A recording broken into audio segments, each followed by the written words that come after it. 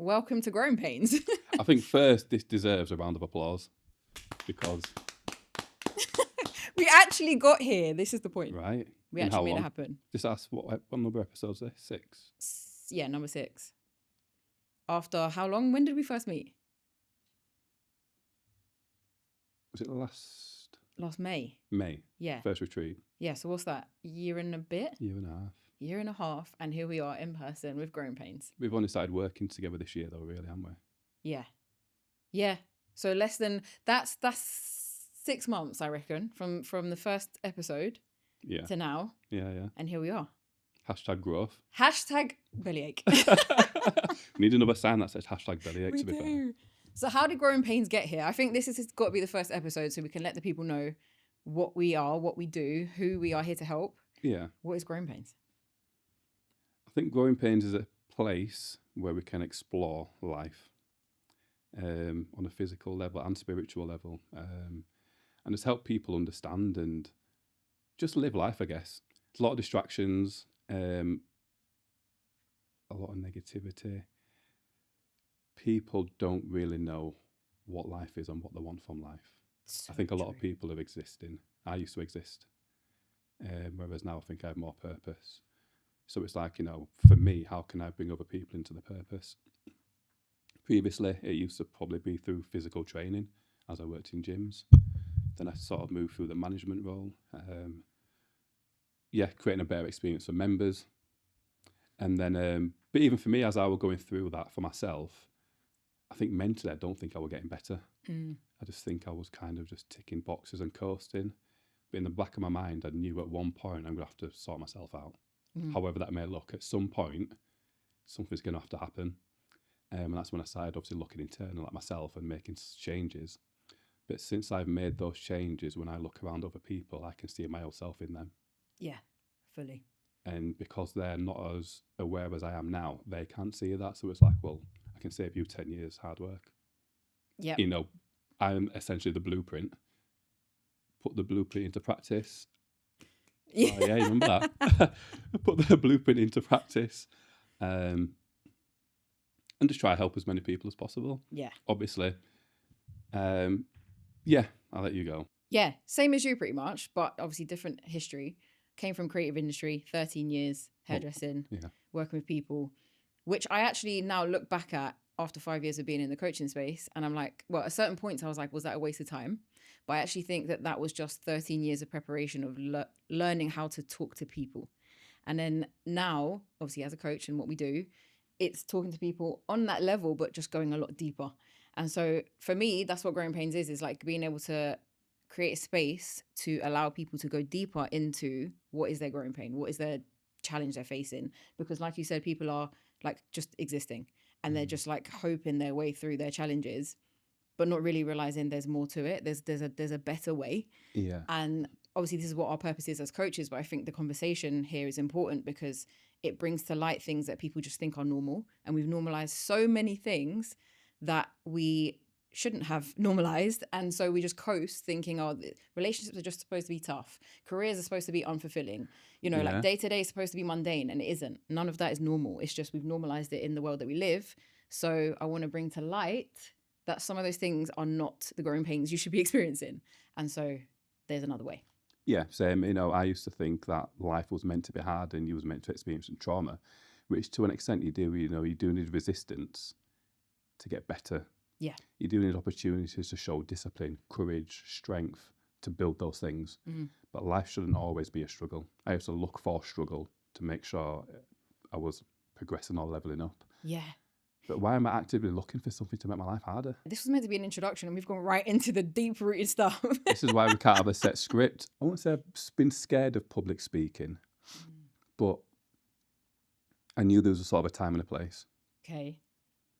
So I remember there'd be certain opportunities in life. I don't know whether I was in college or the army where I've had a chance to speak up and say like an answer, but I wouldn't ever say anything. Yeah. I'd sit there in the quiet and let someone else answer it and obviously keep myself just shut down. But looking back in reflection, every time I did that, I had a massive ball in my throat. Throat chakra. But I never knew what it was. So these opportunities to stand up and say something, whether you're sticking up for something or you want to answer a question, but I kept just suppressing that and not doing it. then it must have been once I got sort of like a senior private in the army, when I started taking on more responsibility. So I had to obviously use my voice a bit more. But I'd use my voice there, but not use it at home. Okay. Interesting. Yeah. So then I'd be one person at home, one person at work. Two different split psyches. Yeah, as such. Nothing major, but it was only a slight difference. And then probably on reflection of that, it's like, well, why could I speak my mind at work and outside, but when I was at home, I couldn't speak my mind? What is it that I'm not saying, and what is it that I can't say? Yeah. And I guess it was just scared to hurt people's feelings or put a message out the wrong way, or fear of judgment, or there was something under there. Yeah. Fear of being seen for whatever reason. There was something under there. Then obviously, as you move through management, there's opportunities to do team meetings and that sort of thing. So I thought, you know what, I want to be this person, so I'm going to start being, I guess, more responsible, showing more leadership and that sort of thing. Make myself into this person that's more confident, that can speak on camera, that can articulate themselves. Try and tick these boxes. But there was always something still holding me back from fully showing up. I used to be an online trainer, but I weren't showing up online. Right. Okay. So it's like, do I actually want to be doing this? Misalignments. Misalignments, yeah, confusion. But it's obviously not until I probably started doing this sort of work, it's the realisation of why I was not showing up. Right, okay. Why I weren't speaking out. And because I've gone through that process now where I'm able to sit here and talk the utmost amount of shit I want to, that's a massive sort of change in my life. And again, I see that in other people that are not showing up in the businesses or not wanting to speak out. And I've been there. So for me, again, it's sort of reaffirming it's okay to be there, but you're able to do this. Like, anyone can do this. Anyone can be confident and build whatever you can build yourself into whatever you want to be. You just need a bit of a kick, a bit of a know-how. Yeah. There may be people like us just speaking about things that everybody goes through. Yeah. Because everyone goes through the same growing pains. They just look different. Yes. Everyone has the same traumas in the body. It just comes out of the body different. I think I went through a stage, not for me personally, but I was seeing people top trumping each other's trauma. Yeah. Oh, well, I've had this upbringing. Oh, well, I've had this one. It's better than yours, worse than yours, so I should be allowed to be a cunt. And it's like, it doesn't matter how you've been brought up. If you choose to be a cunt, you choose to be a cunt. Yeah. Do you know what I mean? Like, it's not it's top your trumps. Responsibility, yeah. Yeah, we've all been neglected emotionally or whatever, but it's how it shows up in you and what you're doing with that. Yes. And what was because you were saying about the blocked throat, what then made you, because you had an experience, I think it was at one of the MBSs, when someone told you that you were going to be public speaking?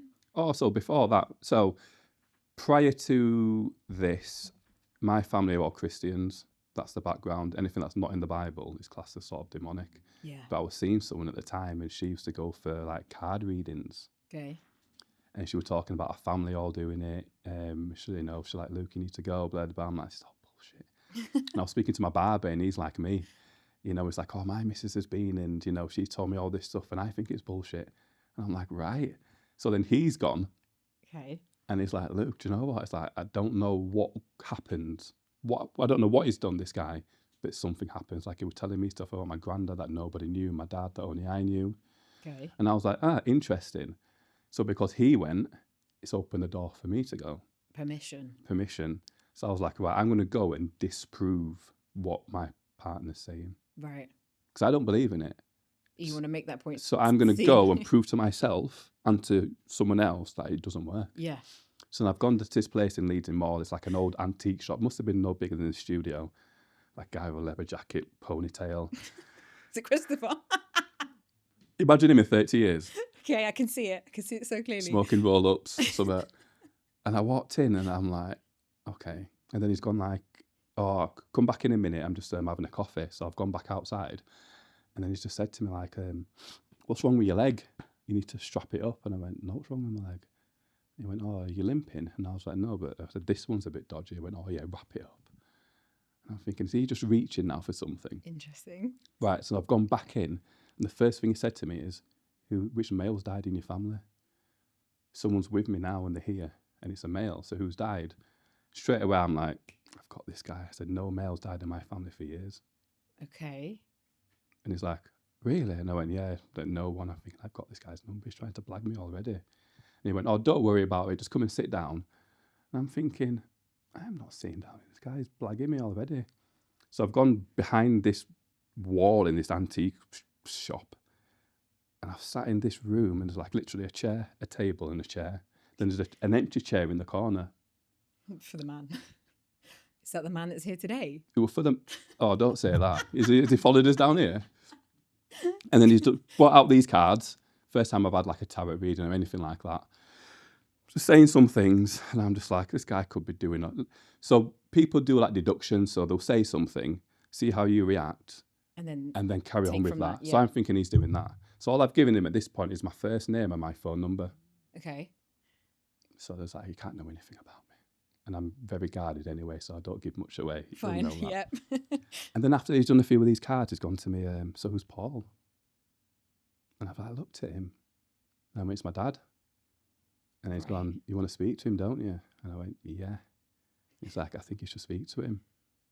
So at this point, I'm like, okay, so how has he got my dad's name? So they could have got it from Facebook, but it doesn't have my last name. Such a skeptic. Yeah, I'm like, he's got my phone number, but there's no way it's linked to my dad because I don't even have my dad on Facebook. You know, I'm thinking of all these things, like how he's got this name. Anyway, then he's gone, oh, it's 1 sec. Yeah, I'll speak to him, I'll ask him. So he wants me to ask you this question. So during this, he's having a conversation with me and speaking to some guy in this corner that knows me, but he doesn't know him and he can't tell me his name. So I'm thinking this guy's off his head. Then every so often it's breaking off and laughing and talking to this spirit that's in this corner and then coming back to me. It's the first time I've been to anything like this. You're thinking, what have I got myself into? What the hell is going on? And then he's gone like, oh, I can hear music. Like, who in your family's into music? And I'm like, my sister. And he went, yeah, you need to tell her to start making music again because she stopped making it because she got ill. Okay. And I'm just sat here and I'm like, how does this guy know my life? Something's going on. Then he said a couple of other things like, I don't know, someone called Stephen and he's copying you. And I'm like, that's bollocks. And he says someone else's name and that was bollocks.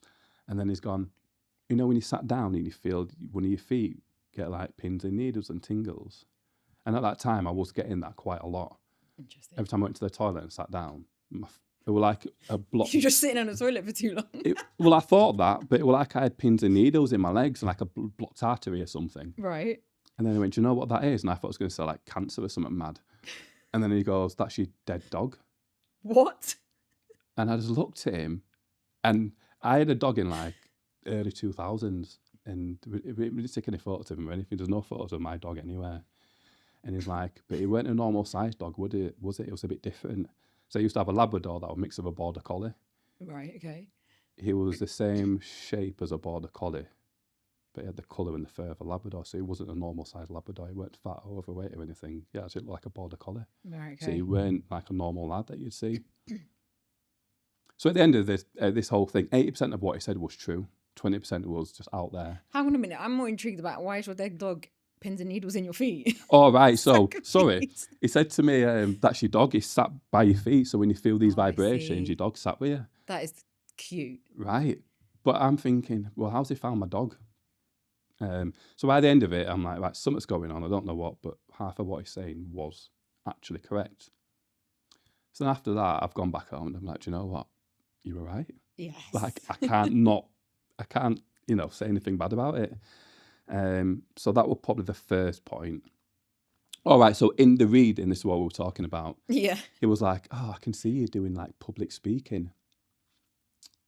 I can see you on stage talking to loads of people and doing public speaking. It's like, yeah.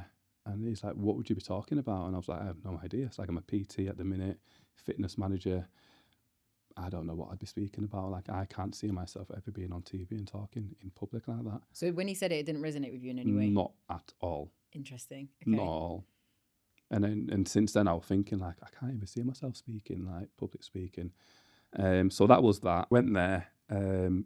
So as I was driving down, it just weren't my day. It was raining. I was late. I must have got to NEC at probably half an hour before it shut. Right, okay. So I've been walking around. I've had my aura photo taken. I think you met Maggie this time. She gave me same aura person. Yeah. Did my aura, and she's like, I can see you public speaking.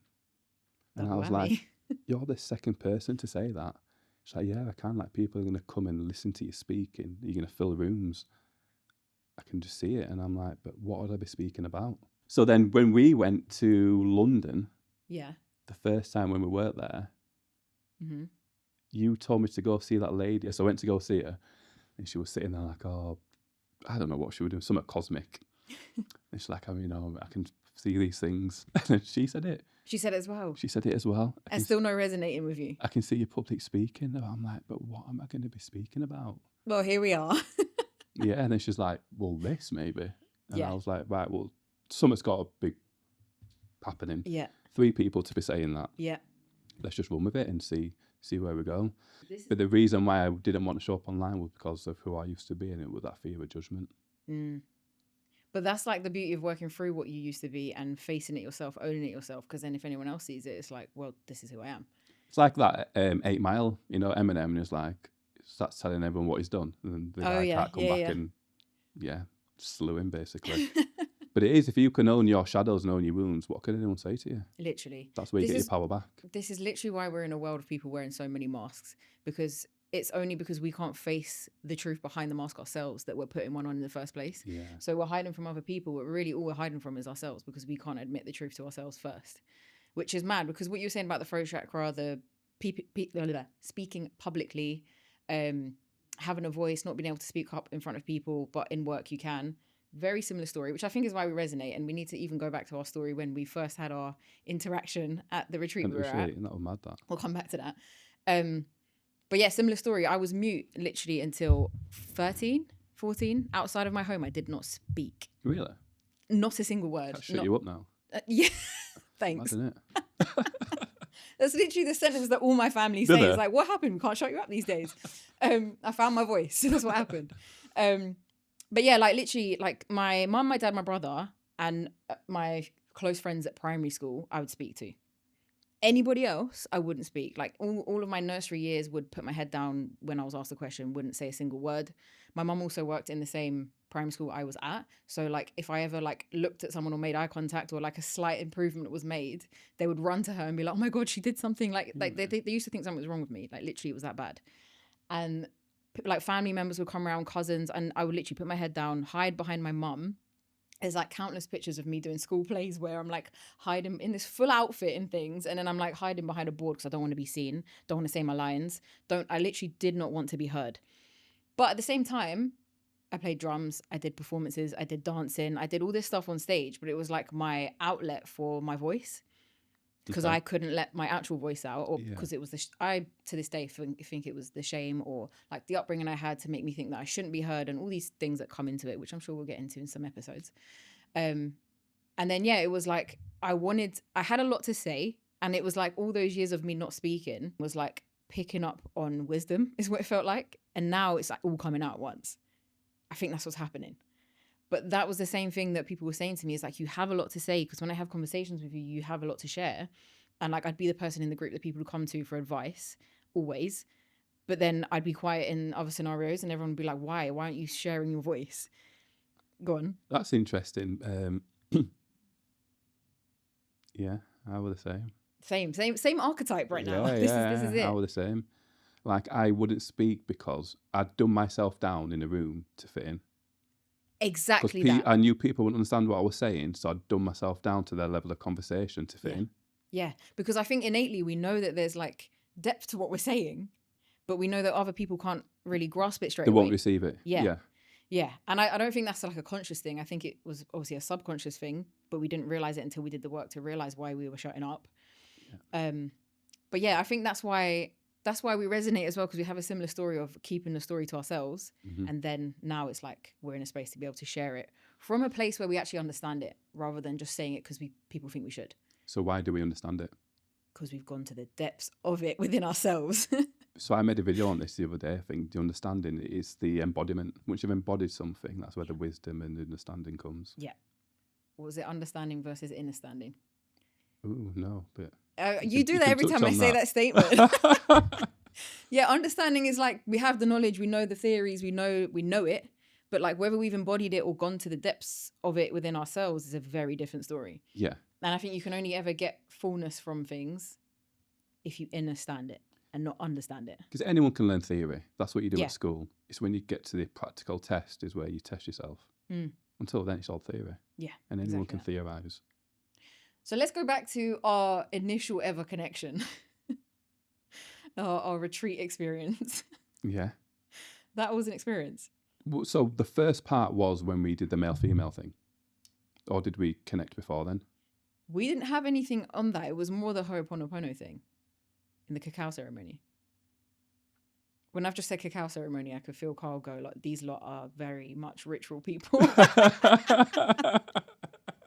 like, are you guys casting spells like Luigi Borges and that? Joke. But yeah, the cacao ceremony. What do you mean the cacao ceremony? The Ho'oponopono. Keep going. You've forgotten. This is like the only thing that happened. Take it. When I cried to you, because I was talking to, we had to say the Ho'oponopono. Yeah, that was inside. No, it wasn't. That was the cacao ceremony outside, yeah. Some connection I thought this was. I know. But yeah, you remember the prayer. All these retreats mould into one, yeah, I do. Yeah, so we did. Because I saw my sister in you. And I saw my brother in you. Yeah. Yeah, that was it, exactly. And it's the first time and only time I've ever seen you cry. I know, right? Which I feel now knowing your story about crying is quite an achievement. The thing is with my sister though, like she was my hero growing up, so I suppressed a lot of things with her. I didn't tackle a lot of things with her until the retreat. Interesting. I was bottling up on purpose. Like, it's going to be a time when I need to deal with my sister. I just don't know when that time is, and you were then. I had a similar thing with my brother because I don't know about you, but my sibling relationship is not one that we air the problems much. We just kind of like let it sit under the rug. So I didn't realize how much, I knew there was energy there to process, but I didn't realize how much needed to be opened up until that retreat with him. So yeah, the Ho'oponopono prayer, for anyone who doesn't know. I'm with you now. It's all coming back. It's coming back now, finally. We did it again at the last one. I had Benjamin. Oh, did you? Yeah, that was mad. I did it with Vinny actually, and it was so weird because I said my sorries. So the prayer is, I'm sorry, please forgive me, thank you, and I love you. Yeah. And you guys obviously give a reason after each one. Do three times. Yeah. 3 times, yeah. But I think the idea of it is that, I can't remember who originally came up with it, but the idea of it is that the more people who share the prayer and consistently revisit it, it creates a higher frequency of forgiveness, of thank yous, of I love yous, and the frequency in the world, basically. Okay. Didn't know that. So that's what we had to do. So I obviously unintentionally got paired with you, but going back to the thing where I did it with Vinny, it was really weird because I was doing my sorries, thank yous and everything to him directly because he was in front of me. But he was doing his to his mum. And what was really weird was what I was apologizing for is what his mum had done to him. Oh, shit. So it was like we were having this like full circle whole thing. It was so weird. But it's the beautiful thing about that is that you never end up with the person that you're not meant to have. You face the person and say the prayer to the person that is resonating on some level with your story like it did with us. Yeah. So obviously I did mine to you, but to my brother. Yeah. Couldn't stop fucking bawling my eyes out. Yeah. And then obviously you did yours to your sister, but you weren't going to do yours to your sister, I think you said. Well, I think initially I thought it was my dad, maybe. Right, okay. But then, yeah, it was Janine. I was like, nah. Because it was aligning. Yeah, it needs to be now. Well, I got that little sister vibe from you. Yeah. And that's what I mean. Like, you don't think it works until you do it. And then once you do it, like, well, why would I not keep doing it if it works? Exactly. If you go on the treadmill and you're losing weight, you want to lose weight, why would you not keep going on the treadmill? Yeah. You see the results, you got to keep it going. Why not? And I think that's why people get so, because I'll be honest, in one of the salons I used to work in, I had a boss who was into this kind of work, but it was more like mindset level. But it was like almost like Scientology. Yeah. And it was very like pushy to the point where, so my dad had cancer 7 years ago now, maybe more than that. I think it was way more than that. Anyway, it was while I was working there. And then she was like, oh, how you coping with everything? Because everyone was obviously struggling, not knowing what was going to happen. And she was like, yeah, I think you need to get some work. Like you need to do this Scientology stuff. And I was like, that's not going to cure my dad with cancer. So I was instantly like, no, I don't want to know about any of this stuff. Because it was all like very positive thinking, all that crap. Yeah. I say all that crap because what we do is not positive thinking. I just want to make that clear. Yeah, I've been there doing positive thinking and it lasts for so long. Does not work. It's surface level. So he's on about arguing in the mirror. The only time I've looked in the mirror. No, wait. You can't just drop that and not explain the words. Wait. Let me backtrack. So the Scientology thing I was describing, because initially when I first heard about this stuff, I was like, fuck all that. I don't want to be involved. And then when I started realizing the deeper meaning to it and I saw the results, I had to keep coming back. But what I was going to say based on when you said that was that it can seem a bit culty. At times, if people aren't doing it for genuine reasons, or they're not doing it, or they haven't seen the genuine results in themselves, so then they start pushing it. So it seems a bit like, come and join our crew, rather than this is the impact it can create in your life. I thought the same when I went to CrossFit gym. I thought that CrossFit was a cult. Did you actually? Yeah, I was like, I'm not going there. They all just cheer each other on and take the tops off. Now I'm there every day. You're part of the cult. But yeah, things can seem cultish until you get involved. Like, actually, it's not. It's just positive encouragement. Yeah. But you see people encouraging each other as a cult because you don't see people encouraging each other. I think, yes. And also, I think it can come across intimidating when somebody's like that passionate about something that you have no idea about. Because you see people who are living in their purpose fully and you're like, that can't be true. Because you don't have it. So that's why I used to think happiness was fake. Yeah. I thought people faked being happy. So there's no way you could be just totally happy. Because I'm not. I'm not. So no one else can have it. So how can you be? Yeah. But then once you start going deeper into it, thinking, actually, once you overcome your traumas and your wounds, you can find peace and happiness. Oh my God, yeah, fully. Rather than chasing chaos, the familiar chaos. Yes, the stress, the grind. Yeah, which is what we live in. So what were you saying about talking in the mirror? So the only time I've done that is beginning of last year when I started looking more into sort of manifestation, I guess, and words of affirmations, positive speaking into the mirror, look at yourself and say whatever you want to say. But it just didn't feel right. Because you weren't actually feeling what you were saying? I think so, yeah. Yeah. Well, yeah. Yeah. And I was doing the breath work, but I still weren't feeling happy emotions, elevated emotions. I think it's got to be deeper then. Why can I not even feel happiness? Yeah. Sadness, yeah, I can feel all the time, but why can't I feel happy for more than 5 minutes, 10 minutes? You know, what is it about me that's sort of blocking that off? And that's when I learned more about the chakra systems and energy healing. There's got to be more to it. Yeah. Like, I'm not an idiot, you know. If I've been trying for this long, what am I missing? And that's when I just sort of opened the field more into other possibilities. Yes. Have to be open to things, don't you? I think emotion is just the missing piece for a lot of people's journey. It was for mine, that puzzle, yeah. Same for me. Yeah. I was very stuck in like positive thinking mindset, like, or the ignore it and everything will be okay mindset. Yeah. That was like how I lived. Yeah. Realizing that actually only it's your mind that's ignoring it. Whereas like your body is just like, girl, we have not forgotten this one bit. Like it's holding on to everything. And everyone else around you can still see you for you. Yeah. They've not forgotten who you are. It's just you're pretending that you've thought identity. Something and moved on from it. Yeah. It's actually like compartmentalize things. I think, I've dealt with that. I'll leave it till later. But I knew at some point I'm going to have to come back and deal with these things in my head. Yeah. But that's the trap that people get stuck in. Is like, I'll come back to it at some point, and then there's like another thing on top of another thing on top of another thing that they don't come back to at all. Yeah. And then that in itself is repeating patterns. Because if you're not coming back to it, you're going to keep revisiting it. Like you get it down in one area and then it'll pop up in another, like your finances, your business, your relationships, whatever. They'll keep coming back. So I say that sort of about karma. You know, if you're doing something, it may not show up straight away, but it will come out in some other area of your life, whether it's health, finances, relationships, your mental state. Yeah. It will come somewhere. You just have to recognize what it is, and rather than try to fall victim to it. But did you finish saying how you've come to be speaking on the podcast? Yeah, pretty much. I think it's just the time now for the voice to be heard. And it's funny because podcast has been in my goals for like 3 years. But you know when something just doesn't feel right? And then this just felt natural. And then we ended up here. Like enough, you know when something takes a lot of planning, a lot of controlling to make it happen? This wasn't that at all. I was on about this today. That my life's always been control. Whereas what I want to build through this podcast and obviously like coaching and things is how to do it organically, intuitively, and just attracting it rather than having to go out and do every single thing. Yeah. You can go out and do it all, or you can attract it. I want to learn how to attract it now rather than doing it. I've been doing it for 35 years. Yes. Let's learn to attract. Love that. So when it comes to this and anything else, I'm not even stressed. I'm like, I don't know what I'm doing in January, but I know it's going to be okay. Yeah. Whereas normally I have the next 12 months planned out. Yep, I'm with you. I'm so with you. A life of ease and magnetizing is what I'd rather over grind and hustle and planning every single step of my life, because how boring is that? It's just hard work. It's hard work and it's boring. It's never ending. It's never ending. That's the word. You wake up every day and it just resets. I think we've really nicely highlighted in this first one what we're going to be doing in Growing Pains. Yeah, because things don't always land straight away. With me, things don't land straight away. Sometimes it's 2-3 days later. Yeah. I'll be driving along and I'll be like, oh my God. Yes, it lands. And I think we should highlight that, because we're in a world of people who are looking for information every single place. Mm. And then we get stressed about when we don't understand it or can't implement it straight away.